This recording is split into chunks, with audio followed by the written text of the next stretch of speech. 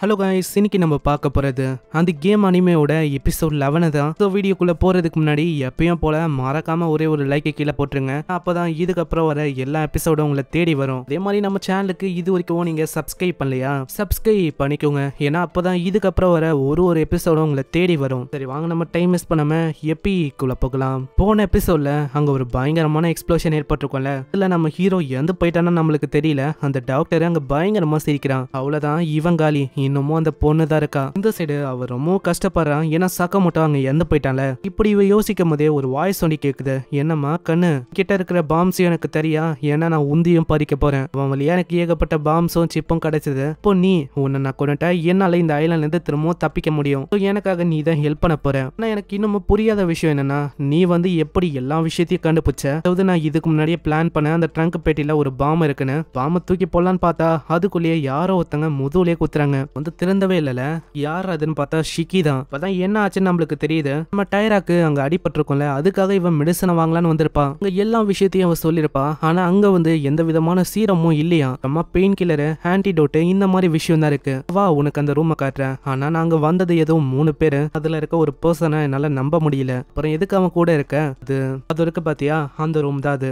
டாக்டரை பார்த்தோன்னே இவ ரொம்ப கடுப்பாகிறா. ஆமா என்ன ஆச்சு, அது அவனே தான். அவன் வந்து திரும்பவும் இந்த ஐலாண்டுக்கு எதுக்கு வந்திருக்கான். ஆமா என்ன ஆச்சு உங்களுக்கு, எதுக்கு, ஏன் இப்படி ஆகுது, அதான் என்னோட கை இப்படி ஆனதுக்கு காரணமே. கேட்டா அவ ரொம்ப ஷாக் ஆகுறா. அப்புறம் தான் எல்லா விஷயத்தையும் அவங்க சொல்றாங்க. இவன் தான் ஏமாத்தினா, அவன் கிட்ட நீங்க ஜாக்கிரதையா இருக்கணும். அதான் எனக்கு கொல்றதுக்கும் பார்த்தான். அவன் கிட்ட எந்த வகையான பாம்ஸ் இப்ப இருக்கு, அது கண்ட்ரோல் பண்ற டைப் தான். அதாவது பட்டன் அமைக்கி டிராப்ல விழ வைக்கிறது, அந்த மாதிரி பாம்பு. அங்க சக்கப்பட்டும் அந்த பாம்பை வாங்குறானா. இதை பார்த்தோன்னே அவளுக்கு புரியுது. தெரிஞ்சு அவன் ஏமாத்த போறவங்க எல்லாரையுமே. ட்ரங்க் பெட்டிக்குள்ள பாம்பை வச்சிருப்பான், கொஞ்சம் ஜாக்கிரதையா இருங்க. கேட்டோன்னே தான் ஓடி வந்திருப்பா. எல்லா விஷயமும் அங்க நடந்திருக்கும். இதுக்கப்புறம் தான் அவங்க தாக்கியிருப்பாங்க. அங்கல இருந்து இவங்க தப்பிக்க பாக்குறாங்களா. சொல்றான், ஹே ஷிக்கி, உன்னை பாப்பேன்னு எதிர்பார்க்கல. ஃபைனலி நான் உன்னை பார்த்துட்டேன். ஆனா உன்னால இங்க இருந்து தப்பிக்க முடியாது. எல்லா இடத்துலயும் நான் பாம்பை வச்சிருக்கேன். கேட்டவனே அவங்க ஜஸ்ட் மிஸ்ல நிக்கிறாங்க. முன்னாடியே பாம்பு பயங்கரமா வெடிக்குது. இதனால அவங்களுக்கு வேற வழியே இல்லாம ஜன்னல் வழியா வெளியில வராங்க.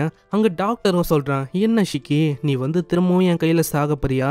பார்க்கும் போதே தெரியுது உன்னால அந்த கையை வந்து இணைக்க முடியலன்னு. ஆனா யோசிச்சு பார்க்கல, கடைசி வரைக்கும் நீ உயிரோட இருப்பேன்னு. நீ இன்னமும் உயிரோட இருக்க. ஆமா ஆமா, உன்னை பாக்குறதுக்கும் எனக்கு ரொம்ப சிரிப்பா இருக்கு. எல்லாரையுமே கொண்டு நீங்கள இருந்து தப்பிச்சு போன, கடைசியில உன்னையும் இங்க இறக்கி விட்டாங்க பத்தியா. இதுதான் ரொம்ப எனக்கு சிரிப்பா வருது. இதை கேட்டோன்னே அவன் ரொம்ப கடுப்பாகிறான்.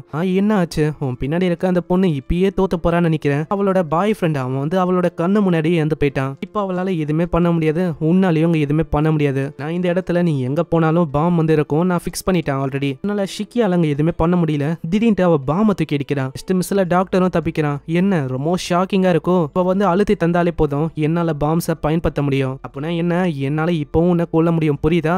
இதுக்கு முன்னாடி தான் ஒரு ஸ்டூப்பிடா இருந்துட்டேன், உன் மேல அப்படி அலைஞ்சேன். கடைசியில நீ வந்து என்னை ஏமாத்திட்டல. அதுக்காக தான் காடே உன்னை அனுப்பியிருக்காங்க. இப்போ அதுக்காக தான் நானும் உன்னை கொல்ல போறேன். இது எல்லாமே தலைவிதி தான். அதுக்கு காரணம் கருமா தான். இது கேட்டவனே அவன் பயந்து ஓடுறான். அதுவும் ஒரு ட்ராப் தான். ஒரு பட்டன் நமக்க அவ அப்படியே கொலாப்ஸ் ஆகி அங்கேயே விடுறா. இன்னும் ஒரு பைத்தியக்காரியில திரும்பவும் என்னோட கையாலேயே இறந்து போயிட்டான். இப்போ இன்னமும் மிஞ்சி இருக்கிறது அந்த பொண்ணு தான். அவளால சண்டை கூட போட முடியாது. அவளோட சிப்பை நான் எத்துட்டா போதும், அதுக்கப்புறம் சக்கமோட்டோட சிப்பையும் நான் எடுத்துருவேன். அங்க டயராவும் இருக்கான். டயராவோட சிப்பை ஈஸியாவே நல்லா அடைய முடியும். அதுக்கப்புறம் என்ன, இந்த இடத்த விட்டு என்னால திரும்பவும் போக முடியும். இன்னும் ஒரு ஈஸியான விஷயமா இருக்கல. இந்த சைடு அவ பழைய விஷயத்தெல்லாம் யோசிச்சு பாக்குறான். அங்க நடக்க கூட முடியல, அந்த அளவுக்கு பயமா இருக்கு அவளுக்கு. நான் வந்து இப்போ ஃபைட் பண்ணுமா, ஆனா என்னால தனியா ஃபைட் பண்ண முடியுமான்னு எனக்கு சரியா தெரியல. இப்போ சாக போறேனா, ஆனா ஸ்டார்டிங்லயே நான் சாக வேண்டியது. ஆனா நான் சாகல. நான் வந்து எப்படியோ நான் காப்பாத்திக்கினேன். அப்புறம் நான் சக்கமோட்டோவை மீட் பண்ண. அவன் தான் எனக்காக எல்லா விஷயத்தையும் பண்ணான். அட்லீஸ்ட் நான் அவனுக்காக என்னோட உண்மையான ஐடென்டிட்டியாச்சும் சொல்லியிருக்கணும். அதான் ஹிமிக்கோன்னு. ஆனா நான் சொல்லாம போயிட்டேன். எப்படியோ நான் வந்து இங்க சாக தான் போறேன்னு நினைக்கிறேன். பின்னாடியே டாக்டரும் சொல்றான், ஹே ஹிமிக்கோ,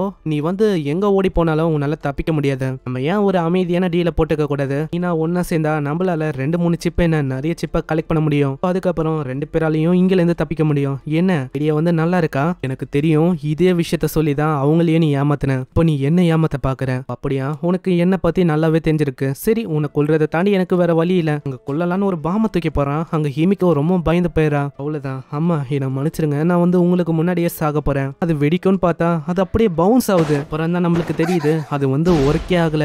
பின்னாடியே சோனாரை பயன்படுத்தி பார்த்தா பின்னாடி நம்ம சக்கமோட்டோ நிக்கிறான். பார்த்தா அவனால எதையுமே நம்ப முடியல. ஹிமிக்கோ ரொம்ப ஷாக் ஆகுறான். சக்கமோட்டோ, நீ வந்து எப்படி இன்னமும் உயிரோட இருக்க.